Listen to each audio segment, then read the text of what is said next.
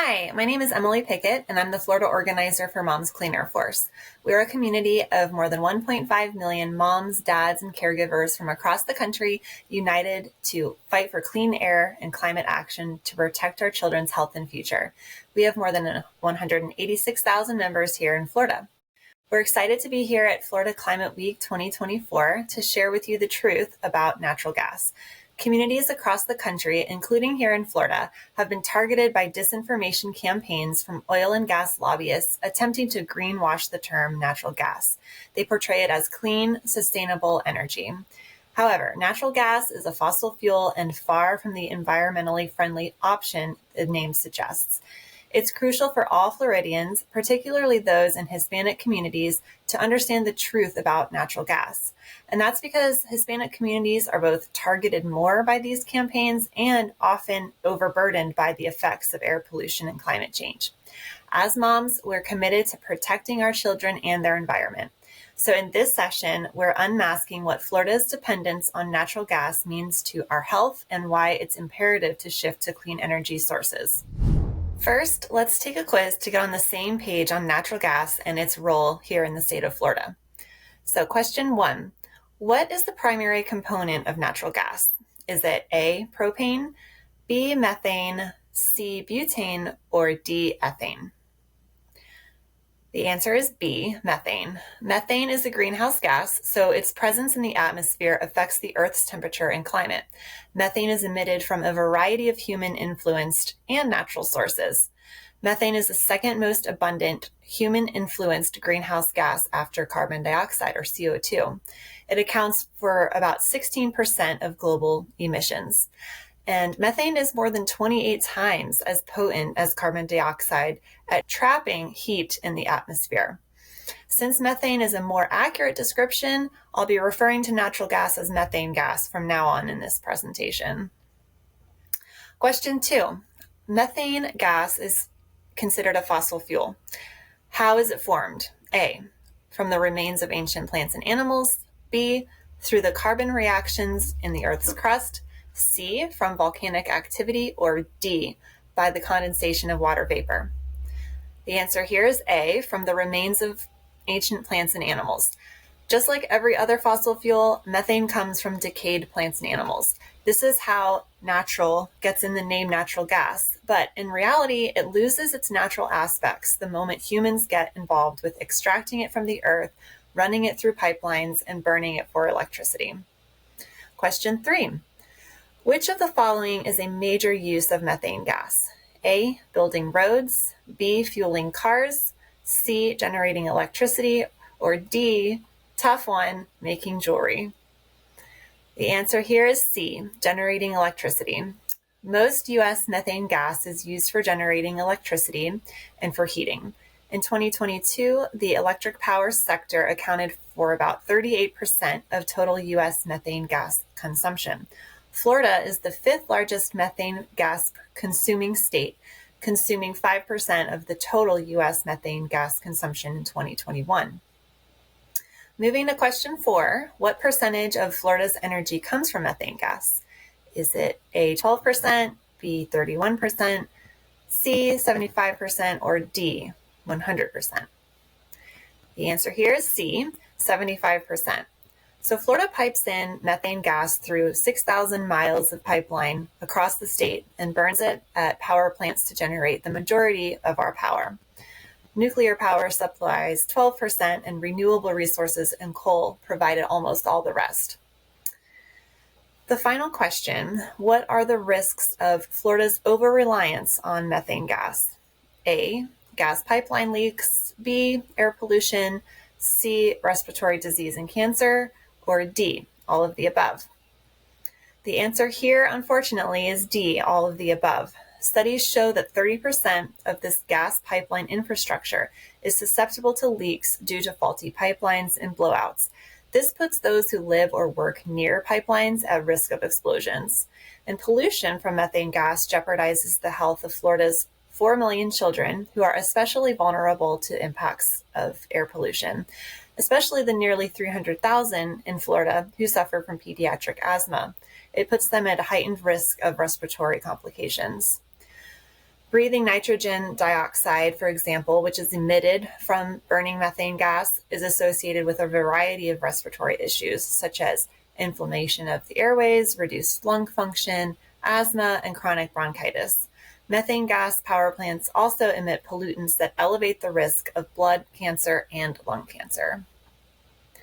I hope the quiz made it clear that just because the origin of natural gas comes from the earth and is therefore natural, it is a fossil fuel, and the burning of fossil fuels creates air pollution and drives climate change.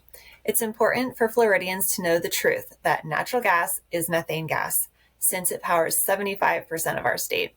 So now I'm going to discuss 3 key facts about methane gas that illustrate the risks. Number 1, like I said, natural gas is methane gas, a dirty fossil fuel. In the 1800s, methane gas was deemed cleaner than coal because it burned cleaner and didn't have a distinct smell like coal. However, we now know that natural gas consists primarily of methane, a potent greenhouse gas that accelerates the warming of our climate and contributes to ground-level ozone formation or smog. When considering the unnatural actions humans undertake to extract, transport, and burn it, and the pollution produced every step of the way, it's clear that natural gas doesn't mean clean or healthy. Methane gas pollution is a real concern for all people, but especially for vulnerable groups like children whose lungs are still developing and those suffering from respiratory issues. The bottom line here is the gas industry's attempt to capitalize on natural is a deceiving attempt at greenwashing. Number 2, methane gas pipeline leaks pose risks to safety for our communities. Florida pipes in most of its methane gas from other states via an intricate network of 6,000 miles of pipelines, and studies show that 30% of this network is susceptible to leaks due to faulty pipelines and blowouts. This is worrying because a recent bill in the Florida legislature reduces regulations on methane gas pipelines, putting Floridians' health and safety at an even greater risk. So given the extensive network of methane gas pipelines in Florida, the looming threat of leaks and explosions is undeniably real, particularly for those living or working nearby. And number 3, burning natural gas at any stage of the energy process poses health risks. Comprehensive studies reveal the health risks associated with gas appliances inside homes. While most Florida homes have electrical appliance hookups, these findings exemplify the health hazards associated with the combustion of methane gas at any location. ProPublica's cancer-causing industrial air pollution map identifies hazardous chemicals released by methane gas power plants or other facilities that burn methane gas. They estimate that emissions from the Florida Power and Light Manatee Power Plant, for example, add an excess lifetime cancer risk of 1 in 260 for those in the nearby area. So the bottom line here is power plants burning methane gas release numerous pollutants that endanger the health of Floridians. Despite these risks, oil and gas lobbyists are targeting Hispanic communities with disinformation that promotes methane gas as an affordable option, which we'll learn more about next. So for the next part of my presentation, I'll be talking to a couple moms and clean air advocates to help paint a clear picture about the risks of methane gas and the disinformation that we're seeing targeted to the Hispanic community. So first, I'd like to welcome Liz Hurtado. She's the National Field Manager for Moms Clean Air Force and Ecomadres. She supports the Ecomadres program and its mission to equitably protect the health of Latino children and families from air pollution and climate change. Liz's background is in the intersectionality of health equity, and she has spent years amplifying the need for diverse representation, primarily from Hispanic and Latino communities, in health research through community engagement, education, and advocacy on language justice. Her experience in community health, coupled with her lifelong passion for environmental advocacy, is what led her to join the Moms Clean Air Force team. As a mother of 4, Liz centers her work around protecting the most vulnerable and fighting for children's environmental health protections. So thank you, Liz, for joining us today for Florida Climate Week. Thank you so much for having me here. Excited to dive into some really important topics. Great. So can you start off by just sharing a little bit about Ecomadres? Absolutely. Ecomadres is a program of Moms Clean Air Force that aims to empower Latino communities to fight for justice in every breath. And what we mean by that is that we recognize that Latino communities and other environmental justice communities are uniquely impacted both by air pollution and climate change. And so knowing that, we know that we have to come together as a community and really mobilize to demand change. We need to seek equitable solutions. So Ecomadres really empowers our community to, access resources, to stay informed, to take actions in their community locally or at the state level and also at the federal level. So we just ensure that our community is informed, has the proper tools to take action, and that they also have a space to come together to learn more. And what are you seeing in terms of disinformation? So with disinformation, we are actually seeing this type of tactic, from Arizona and Nevada all the way to Florida. We're seeing these tactics used specifically in our Latino communities to try to misguide or, confuse even people about the truth about natural gas, right? When you hear the word or the term natural gas, you're led to believe that it is in fact something that is environmentally friendly, for example, or it is, a good choice for our energy use. But as we know it, and as I'm sure you've mentioned, natural gas is predominantly made up of methane. So we really should be calling it methane gas, because people can make that correlation to methane being harmful for our environment, warming up our planet, and thereby harming our health. And if we can make that connection to folks in our communities, then they're going to be better informed about what sources of energy to use, right? They might be more willing to advocate for cleaner energy sources such as solar in the case of Florida, or wind in other states, whereas natural gas, can start to be phased out, because we really can't be relying on fossil fuels any longer if we want to be reaching our climate goals. So this disinformation really is a deliberate action, by big players in the oil and gas industry to keep people locked into natural gas further and to continue the build out of that infrastructure. So we are definitely trying to bring more awareness to these disinformation and misinformation tactics so that people can be more informed. What has been done to counter this, and what advice do you have to people who might be, trying to figure out, well, what's true and what's not? Yeah, I mean, this is a fantastic starting point, right? Getting this message out to as many people as possible about, one, where to get accurate information. At Moms and Ecomadres, we really pride ourselves on our resources. They are science-based, research-backed, resources that are easily accessible in terms of, it's plain language for anyone to understand.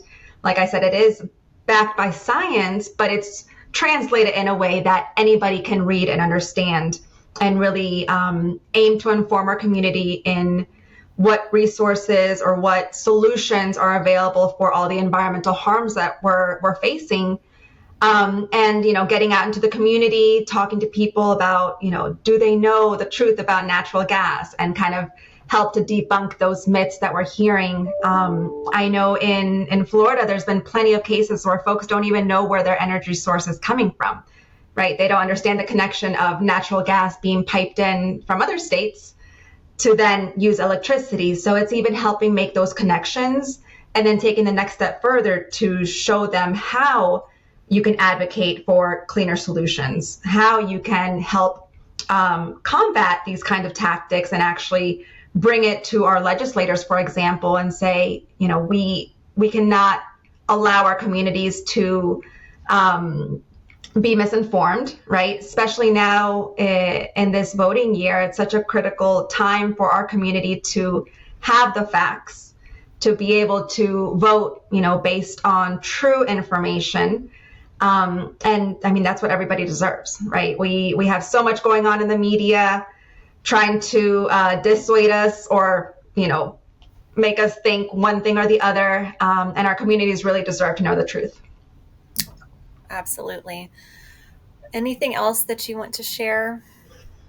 Yeah, I mean, I encourage everyone watching to go to ecomadres.org. where you'll find a lot of different information about these topics. We love to hear from real people experiencing these real things in terms of, utility gas spikes that they're seeing. And we really want to call out these injustices. Like I mentioned, our legislators, they want to hear from us. They want to understand what's happening in their community, but we need people to use their voices to speak up and actually show what our communities are facing and help persuade our legislators to do something about it, right? So hopefully with the increase in disinformation, legislators are becoming more aware of it and they can more easily identify it and then help debunk it. So we need folks like you to reach out. We'd love to hear your stories, and we can help you provide the tools needed to advocate. Great. Well, thank you so much for sharing all of this. It's been really eye-opening. Appreciate it. Thank you, Emily. Hi, I've got Leticia Nogueira here, and she is the Scientific Director of Health Services Research at the American Cancer Society. She holds a PhD in Cell and Molecular Biology and a Master of Public Health in Quantitative Methods. Leticia studies the impact of climate change and extreme weather on cancer patients and their access to treatment. Bringing her scientist perspective on air quality and other environmental hazards, she's provided research support for our Florida campaigns to transition away from natural or methane gas power plants.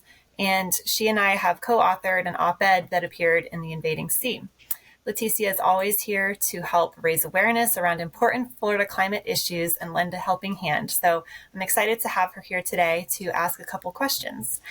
So first, what are the biggest health risks that you see with Florida's over-reliance on natural or methane gas for energy? Yes, so we know that there is a lot of hazardous pollutants that come out of the natural gas or methane gas processing facilities, the pipelines, the compression stations, and communities that live around these places are exposed at a higher level to things such as benzene and formaldehyde. And we know that these pollutants can cause cancer, especially childhood cancer, and also other respiratory conditions such as asthma. There are studies showing that Latinx populations, for example, that live closer to these natural gas and compressor stations, processing facilities, power plants are exposed at higher levels and also have a higher number of visits to the hospital due to childhood asthma and missed school days due to proximity to these facilities. And you kind of touched on this already, but how do these risks disproportionately impact certain communities, like you had mentioned with Latino communities? Yes, absolutely. So Latinx communities have been historically disenfranchised and systematically excluded from power structures, which leads to less ability, less agency to decide what kind of hazardous facility can be sited near your house or where you get to choose where do you want to live. So a lot of times these communities that have been historically targeted for marginalization and really excluded from power structures end up living closer to these highly polluting facilities. Now, Latinx is definitely one of these communities where we see a lot of hazardous exposures to living in these areas that are extremely polluted. And when it comes to methane and these natural gas or methane gas processing facilities, it's even worse with heat. So the higher the temperature, the more you have these pollutants in the air, and that's especially relevant in Florida. Definitely is. And what about some of the disinformation that we've been seeing? Does that concern you? Absolutely. So I think that you and I have been very committed to not saying natural gas, right? Because there's nothing natural about natural gas. And that's the first problem, the first misinformation, that methane gas is a fossil fuel and it has a lot of the same environmental and health consequences that other types of fossil fuels. And so especially when it comes to Latinx communities, there are virtually no benefits in relying this source of energy to anybody in the community, especially if you consider all of the incentives, financial and policy incentives that are coming with the Inflation Reduction Act, the IRA, especially for communities that have been historically impacted, environmental justice communities. There's really no financial or public health incentive for Latinx communities to continue to rely on this highly polluting, health hazardous kind of fuel source. Okay. And is there anything else that you want to add about just some of the impacts, health impacts, or climate impacts that that you're seeing? Yes, absolutely. So we know that methane is a very powerful greenhouse gas, this heat trapping gas that is driving climate change. And that with climate change, we're going to have a change in the frequency and the behavior of especially tropical storms, which is extremely relevant in Florida. So you have more frequent and a lot of times the storms that behave differently. And so when they impact the communities, it's very hard to be prepared. And so when you have increased heat and more pollutants and the communities being impacted by these storms that are hard to prepare for, there are going to be economic, social, and health consequences when you have these climate-driven extreme weather events. And it's usually the people who historically have faced additional barriers to receive health care, right? From interactions, interpersonal relationships with your physician. When you interact with your doctor, does he understand you? Does he give you the attention that you think you needed for that? All the way up to health insurance coverage. So the communities that have already been experiencing health disparities are also going to be impacted worse by these climate-driven extreme weather events that are becoming even more intense, especially due to our reliance on fossil fuels such as methane or natural gas. Well, thank you, Leticia, for always sharing and always having the most thorough scientific information. Really appreciate you coming on for Florida Climate Week and sharing your expertise with us. Absolutely, anytime. Thank you for having me. Next, I'm with Shauna Junco. She's a mom of 3. She's a clinical pharmacist specialist of infectious diseases. She's the founder of the Sustainability Committee at Orlando Health and a Health Voice member of the Orange County Sustainability Advisory Board. She's also a member of the Medical Consortium on Climate and Health. And in her past experience, she's worked with many patients, and that's enabled her to see firsthand the impacts of climate change on our daily lives. So thank you, Shauna, for coming here and chatting with me today during Florida Climate Week. Thanks for having me. I'm excited to be here. And I want to start off, can you just kind of share a little bit more information about methane? Sure. So methane is a greenhouse gas. It's a really potent greenhouse gas, especially in the first 10 to 20 years after it's emitted into our atmosphere. And so it's actually responsible for about a third of the heat that we're experiencing today. And so when you think about the frontline impacts of climate change on health in Florida, especially, extreme heat is probably our greatest challenge here in Florida. Extreme heat kills more people every year than all other weather-related disasters combined. And so when we're thinking about our climate targets and trying to keep below 1.5 degrees or 2 degrees Celsius, we really need to be focusing on methane because it's a low-hanging fruit that buys us time to achieve the decarbonization goals that we're working towards over the next 10, 20, 30 years. It's really, I think, under-recognized as an important player when we're talking about climate change because of disinformation from the fossil fuel industry. So natural gas, which I call fossil gas, is a fossil gas that is burned to create energy. And the primary gas within this mixture of gases from an energy standpoint is methane. There are a lot of other really toxic gases within the mixture of fossil gas, that including methane. Many of them are terrible air pollutants that affect our health directly. But when we talk about methane, again, that is what's burned to create energy. Because methane is a gas, when it is transported as a gas, it leaks into the atmosphere. And so for a long time, the fossil fuel industry promoted fossil gas as a bridge fuel from coal, because it is true that fossil gas has less particulate matter, which is a very important pollutant that dramatically affects our health. So from that standpoint, there is less particulate matter in fossil gas, but it is still a very bad gas when we talk about health and polluting our air and polluting our water. So from an energy standpoint and a climate change standpoint, when you look at how it compares to coal, for a long time, the fossil fuel industry also promoted that it was a better fossil fuel compared to coal, because from a one-to-one standpoint, it creates less global warming potential.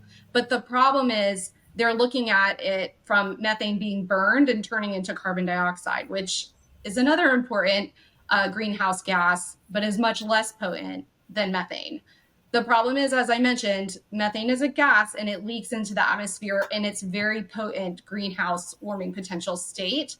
And it's been very hard for us to detect just how much methane has been leaking into the atmosphere through pipelines at the point of fracking. And so we now know that methane is probably not just as bad as coal, but is actually worse than coal from a global warming potential because of how much methane leaks into the atmosphere that's been unaccounted for.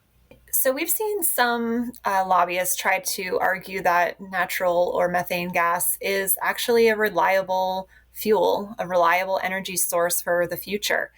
Can you speak to that, and if you agree or what concerns you might have with that argument?